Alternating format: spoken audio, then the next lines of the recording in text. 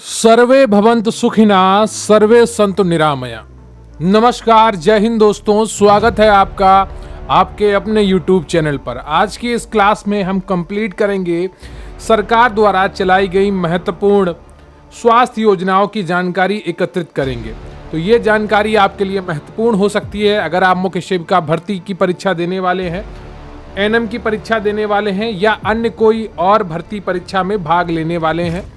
तो उन सब के लिए और पेट एग्ज़ाम में भी योजनाएं पूछी जाती हैं, तो वहाँ के लिए भी आपके लिए ये क्लास महत्वपूर्ण होगी। तो कृपया वीडियो को लाइक कर लीजिएगा, चैनल पर नए हैं तो चैनल को सब्सक्राइब कर लीजिएगा और कमेंट करके ज़रूर बताइएगा कि आपके तैयारी कैसी चल रही है। तो चलिए शुरू करते हैं आज का ये वीडियो।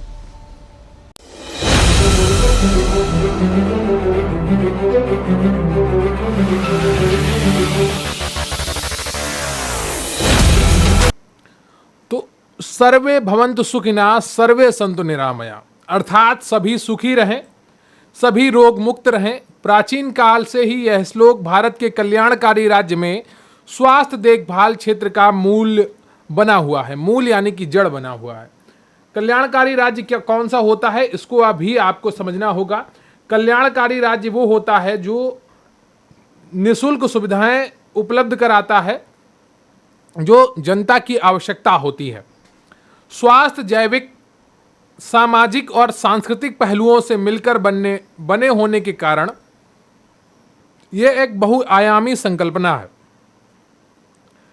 स्वास्थ्य सिर्फ बीमारियों का ना होना ही नहीं है, बल्कि यह भोजन, सुरक्षा, शुद्ध जलापूर्ति, आवास, साफ सफाई तथा चयनित जीवन शैली आदि से भी प्रभावित होता है और आकार प्राप्त करता है।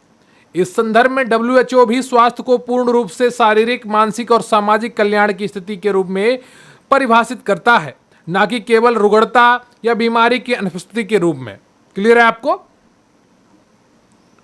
तो भारत में स्वास्थ्य संबंधी योजनाएं, कार्यक्रम एवं उनका सकारात्मक प्रभाव क्या है, उनके बारे में भी हम पढ़ने वाले हैं। स्वास्थ्य के क्षेत्र में पूर्ववर्ती एवं वर्तमान भारत सरकार ने विभिन्न योजनाओं के माध्यम से व्यापक सुधार लाने का प्रयास किया है, जो निम्नलिखित हैं। तो इसमें जो योजनाएं करवाई जा रही हैं आपको, ये केंद्र सरकार द्वारा चलाई गई योजनाएं हैं। जननी सुरक्षा योजना 2005, तो भारत सरकार के राष्ट्रीय ग्रामीण स्वास्थ्य मिशन द्वारा माताओं एवं नवजात शिशुओं की मृत्यु दर को कम करने हेतु चलाया गया। कौन सी? जननी सुरक्षा योजना 2005 में चलाई गई। आप इतना याद रखिएगा किसके लिए चलाई गई? राष्ट्रीय ग्रामीण स्वास्थ्य मिशन द्वारा माताओं एवं नवजात शिशुओं की मृत्यु दर को कम करने हेतु चलाई गई। इस योजना का उद्देश्य गरीब गर्भवती महिलाओं को पंजीकृत स्वास्थ्य संस्थाओं में प्रसव हेतु प्रोत्साहित करना, जिससे स्वास्थ्य केंद्रों में प्रजनन करने से माता के साथ साथ शिशु की भी सुरक्षा सुनिश्चित हो सके। अगली जो योजना है आपकी वो है मिशन इंद्रधनुष 2014। भारत सरकार के स्वास्थ्य एवं परिवार कल्याण मंत्रालय द्वारा इसे शुरू किया गया। अगर आपसे पूछ लिया जाए कि किस मंत्रालय के तहत ये योजना शुरू की गई थी, तो स्वास्थ्य एवं परिवार कल्याण मंत्रालय द्वारा इसे शुरू किया गया था। इसका उद्देश्य उन बच्चों के टीकाकरण से है जिन्हें टीके नहीं लगे हैं या डिप्थीरिया, बलगम, टिटनेस, पोलियो, तपेदिक, खसरा तथा हेपेटाइटिस बी रोकने जैसे 60 टीके आंशिक रूप से लगे हैं। इस मिशन के अंतर्गत भारत का टीकाकरण कवरेज लगभग 87% तक बढ़ गया है। अगला जो है योजना वो है पीएम सुरक्षित मातृत्व अभियान 2016। इस योजना के तहत प्रत्येक माह की 9 तारीख को सभी गर्भवती महिलाओं को सार्वभौमिक तौर पर सुनिश्चित, व्यापक एवं उच्च गुणवत्ता युक्त प्रसव पूर्व देखभाल प्रदान किए जाने का प्रावधान है। क्लियर है आपको? जिससे गर्भावस्था के दौरान और बच्चों को जन्म देते समय माता और शिशु की मृत्यु दर को कम किया जा सके और बच्चे के जन्म को एक सुरक्षित प्रक्रिया बनाई जा सके। यह कार्यक्रम भारत के दुर्गम और दूर दराज के क्षेत्रों में पहुंचने में सफल रहा है। देश भर में की गई 1 करोड़ से अधिक जांच में से 25 लाख से अधिक जांच उच्च प्राथमिकता वाले जिलों में आयोजित की गई। राष्ट्रीय बाल स्वास्थ्य कार्यक्रम 2014, ये भी महत्वपूर्ण है आपके लिए। इस कार्यक्रम का उद्देश्य 0 से 18 वर्ष के 27 करोड़ से भी अधिक बच्चों में 4 प्रकार की परेशानियों जैसे विकार, बीमारी, कमी और विकलांगता सहित विकास में रुकावट की जांच शामिल है। इन कमियों से प्रभावित बच्चों को राष्ट्रीय ग्रामीण स्वास्थ्य मिशन एनआरएचएम के तहत तृतीयक स्तर पर निःशुल्क सर्जरी सहित प्रभावी उपचार प्रदान किया जाता है। अगली जो आपकी योजना है वो पोषण अभियान 2018 है। इसके तहत बालिक बालिकाओं, गर्भवती महिलाओं एवं स्तनपान कराने वाली माताओं में पोषण की कमी को सुधारना है। इसका उद्देश्य स्टंटिंग, अल्पपोषण, एनीमिया, छोटे बच्चों, महिलाओं और किशोर लड़कियों के बीच तथा जन्म के समय वजन में कमी को क्रमशः 2% 3% तथा 2% प्रति वर्ष कम करना है। अगली जो योजना है आपकी वो है प्रधानमंत्री मातृ वंदन योजना। इस योजना की शुरुआत 1 जनवरी 2017 को हुई थी। इस योजना के तहत सरकार द्वारा गर्भवती और स्तनपान कराने वाली माताओं को पहले जीवित जन्म के लिए 6,000 रुपए की आर्थिक मदद प्रदान करना है। इसके तहत लाभार्थी को दी जाने वाली नगद राशि का हस्तांतरण सीधे उनके बैंक खाते में किया जाता है, जिससे वे अपने पोषण संबंधी जरूरतों को पूरा कर सकें और इनकी आर्थिक निर्भरता को भी आंशिक रूप से कम किया जा सके। तो प्रधानमंत्री मातृ वंदन योजना 1 जनवरी 2017 को प्रारंभ हुई थी। देखिए, आप योजनाएं पढ़ लीजिए, अच्छी बात है। और ये आपके सिलेबस में कहीं पर भी डायरेक्टली नहीं लिखा है कि परीक्षा में आपसे योजनाएं पूछी जाएंगी, लेकिन अपनी तैयारी को पुख्ता करने के लिए आप योजनाएं पढ़िए। लेकिन सिर्फ योजनाएं मत पढ़िएगा कि योजनाओं के भरोसे बैठे रहें, है ना। आपको अन्य चीजें भी पढ़नी है योजनाओं के साथ में। योजनाओं को आप एक टॉपिक की तरह देखेंगे, पूरा सिलेबस नहीं समझेंगे। क्लियर है आपको? और जितना ज्यादा हो सके सिलेबस को पढ़ें, टॉपिक को पढ़ें, केवल एमसीक्यू प्रश्न के चक्कर में ना पढ़ें। राष्ट्रीय स्वास्थ्य मिशन, इस मिशन को भारत सरकार द्वारा वर्ष 2013 में राष्ट्रीय ग्रामीण स्वास्थ्य मिशन 2005 और राष्ट्रीय शहरी स्वास्थ्य मिशन 2013 को मिलाकर शुरू किया गया। इसके तहत शिशु मृत्यु दर, मातृत्व मृत्यु दर, संचारी व गैर संचारी रोग पर नियंत्रण तथा जनसांख्यिकी संतुलन को सुनिश्चित करने का प्रयास किया गया है। इस मिशन के तहत स्वास्थ्य क्षेत्र में व्यापक सुधार देखने को मिले हैं, जैसे स्वास्थ्य संकेतकों में सुधार, सार्वभौमिक स्वास्थ्य सुविधाओं में वृद्धि, समान विकास को बढ़ावा, राष्ट्रीय एम्बुलेंस सेवा में व्यापक वृद्धि, मानव संसाधन में वृद्धि, आशा कार्यकर्ता आदि। अगली जो योजना है आपकी वो है आयुष्मान भारत प्रधानमंत्री जन आरोग्य योजना। अंतिम जन तक स्वास्थ्य सुविधाओं को पहुंचाने के लिए माननीय प्रधानमंत्री जी ने 23 सितंबर 2018 को आयुष्मान भारत जन आरोग्य योजना का शुभारंभ झारखंड की राजधानी रांची से किया। यह एक पात्रता आधारित योजना है जो नवीनतम सामाजिक आर्थिक जाति जनगणना SECC डेटा द्वारा पहचाने गए लाभार्थियों को लक्षित करती है। इस योजना के माध्यम से देश के गरीब व निम्न आय वाले नागरिक भी अच्छी स्वास्थ्य सेवा प्रदान कर सकेंगे। इस योजना के क्रियान्वयन के पहले 200 दिनों में पीएम जय के तहत,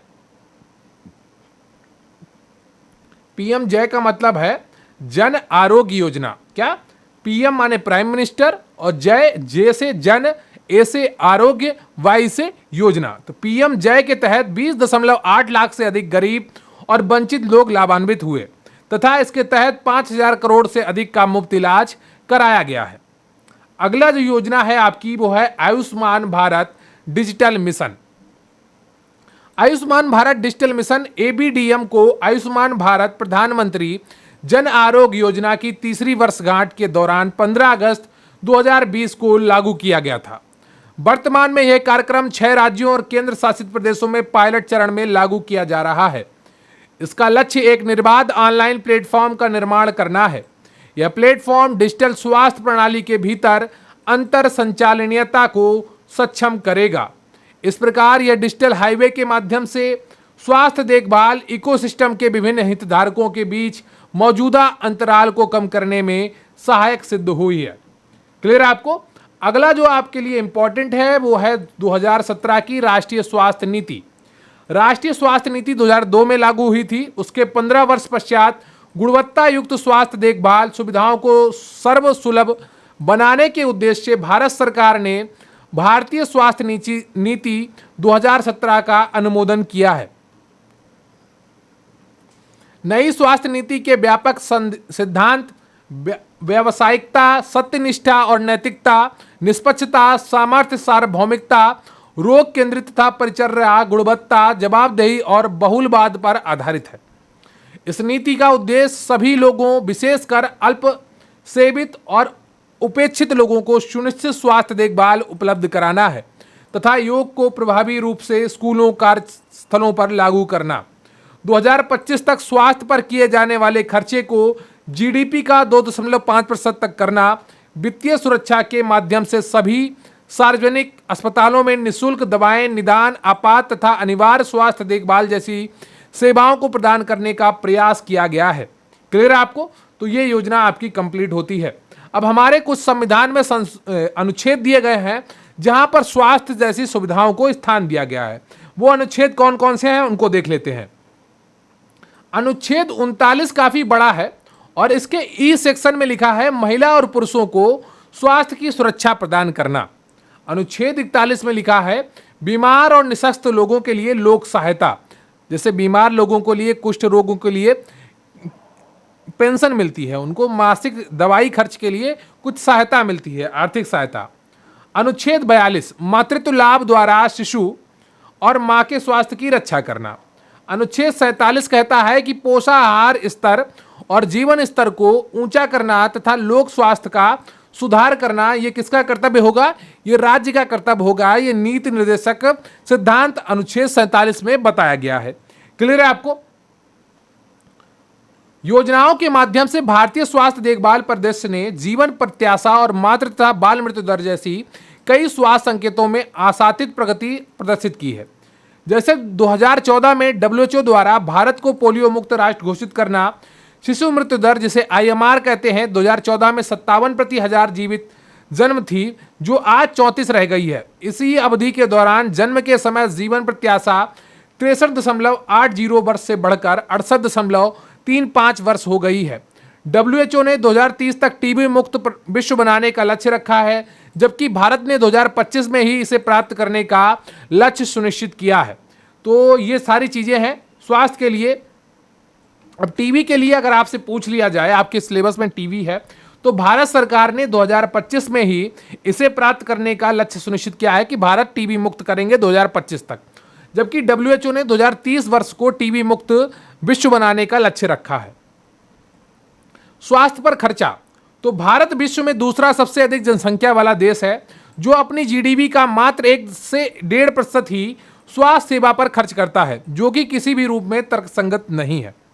स्वास्थ्य क्षेत्र में निवेश को बढ़ावा देकर जैसे 2025 तक स्वास्थ्य पर होने वाले व्यय को जीडीपी का 2.5% करने का लक्ष्य रखा गया है, उसे प्राप्त करना भी एक बहुत बड़ी जिम्मेदारी होगी भारत सरकार की। क्लियर है आपको? तो सरकार की जो महत्वपूर्ण स्वास्थ्य योजनाएं थी अभी आपको मैंने करवाई हैं, और ये सारी योजनाएं आपकी किसी भी परीक्षा के लिए महत्वपूर्ण है। चाहे आप यूपी पुलिस का पेपर देने वाले हों, चाहे यूपी SSC पेट का पेपर देने वाले हों, या फिर मुख्य सेविका या फिर एएनएम का या किसी नर्स का पेपर देने वाले हों, ये सारी योजनाएं आपके लिए महत्वपूर्ण है और आपको अच्छे से तैयार करनी चाहिए। और आपको ये भी देखना होगा कि आपके सिलेबस में क्या दिया है। मैं आपसे कई बार कह रहा हूँ, लगातार कह भी चुका हूँ कि आप जितना ज़्यादा हो सके अपने सिलेबस को पढ़िए, अपने टॉपिक्स को पढ़िए, क्योंकि पेपर वहीं से बनेगा और आप जितना अच्छे तरीके से सारी चीज़ों को तैयार करेंगे उतने ही अच्छे तरीके से आप परीक्षा हॉल में बैठकर सारे एमसीक्यू प्रश्नों को सॉल्व कर पाएंगे। अगर आप अभी सिर्फ एमसीक्यू पढ़ेंगे तो कहीं ना कहीं आप समस्या में आएंगे। तो केवल एमसीक्यू करने से बचें, लगातार पढ़ाई करते रहें, अपने टॉपिक्स को मजबूत करें। आपको पीडीएफ सारी प्रोवाइड करवा दी गई हैं। आप अपने प्रतिज्ञा बैच में हो या गरिमा बैच में हो, आप फाइल सेक्शन में जाइए और ऊपर स्क्रॉल करिए, सारी पीडीएफ आपको मिल जाएंगी।